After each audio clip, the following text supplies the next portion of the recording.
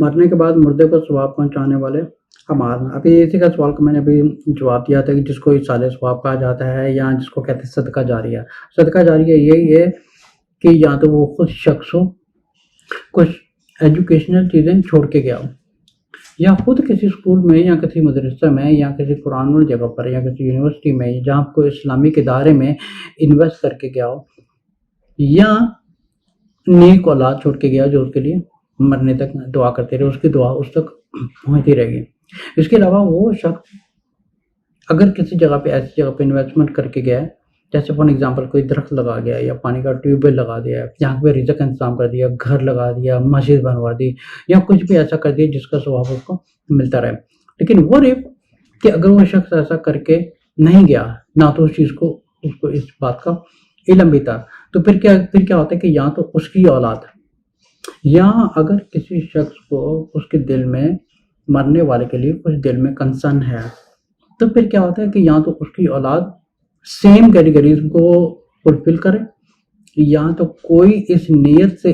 ان 3 category کو فلفل کرے کہ اس کا سارا ریوارڈ جو مرحوم ہے ان تک پہنچتا رہے۔ جیسے اگر وہ تعلیمات چھوڑ کے گیا ہے، تو اگر وہ چھوڑ کے نہیں گیا، ٹھیک ہے، اگر وہ نہیں چھوڑ کے گیا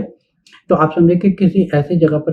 ڈونیٹ کرتے ہیں یا کسی ایسی اسلامک ادارے میں چندہ دے دیں اس نیت سے کہ یا اللہ میں اس نیت سے چندہ دے رہا ہوں کہ اس کا ثواب مرحوم تک پہنچتا رہے۔ اسی طرح اگر کوئی نیک اولاد ہے، اس کو پتہ نہیں ہے میں نے کیا کرنا ہے، تو یا تو وہ خود دعا کر سکتا ہے، یا تو پھر یہ ہو سکتا ہے کہ کسی اور سے مسجد میں دعا کروا سکتا ہے کہ سب میرے والد صاحب کے لیے دعا کیجیے ان کی مغفرت کے لیے۔ اور دوسرا یہ ہے کہ اگر وہ شخص خود کہیں انویسٹمنٹ کر کے نہیں گیا، جیسے کسی کا ٹیوب ویل لگا دیا، یا کسی کا درخت لگا دیا، کسی کا گھر بنوا دیا، یا مسجد بنوا دی، اگر وہ شخص نہیں کر کے گیا، یا تو اس کی اولاد یا کوئی اور اس نیت سے، اس کے نام کی نیت سے کہیں انویسٹمنٹ کر دے، یا وہ واٹر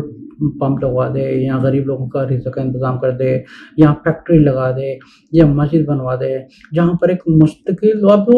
وہ چیز جب تک زندہ رہے گی، چلتی رہے گی، ان سب کا ثواب اللہ تعالیٰ 1% کر کے سمجھے کہ ایک مرنے والے تک کو پہنچتا رہتا ہے۔ تو یہ ہوتا ہے کسی کو ثواب پہنچانے کا طریقہ۔